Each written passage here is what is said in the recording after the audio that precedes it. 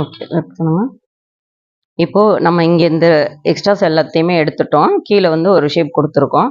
மேல வந்து பார்த்தீங்கன்னா, இந்த ஐப்ரோஸோட லெவல் இங்கருந்து இவ்ளோ டிஸ்டன்ஸ் வந்து இதோட இது இருக்கு இங்க. ஸோ இதுக்கப்புறம் இருக்கிற இந்த ஆஃப் பார்த்தீங்கன்னா, ரொம்ப ஷார்ட்டா இருக்குது. ஸோ இதோட லென்த்தும், இதோட இதையும் கம்பேர் பண்ணும்போது இது வெரி ஷார்ட். இது வந்து ரொம்ப லென்த்தியா இருக்கு. ஸோ இந்த லென்த்த வந்து நீங்க என்ன பண்ணணும்னா, ஒரு ஈக்குவல் பண்ணி சென்டர் எடுத்துட்டு வரணும். அப்பதான் இது பார்க்கறதுக்கு இந்த மாரி ஒரு ஷேப் கிடைக்கும். அழகா இருக்கும். இந்த ஷேப் அழகா இருக்கும். இந்த ஷேப்ல நீங்க பிக் பண்ணி குடுத்துட்டீங்க. இங்க தான் இருக்கு அப்படின்னு பிக் பண்ணி குடுத்துட்டீங்கனாக்க, ஐபோல்க்கு சென்டர்ல உங்களுக்கு இந்த ஐப்ரோ கிடைக்காது. ஓகேவா? ஸோ நீங்க இது பிரைடு மேக்கப்பா இருந்தாலும் சரி, இல்ல நார்மலா நீங்க ஐப்ரோ பண்றதா இருந்தாலும் சரி, யூ மஸ்ட் பி கேர். என்னன்னா, ஐபோலுக்கு சென்டர்ல மேக்ஸிமம் உங்களோட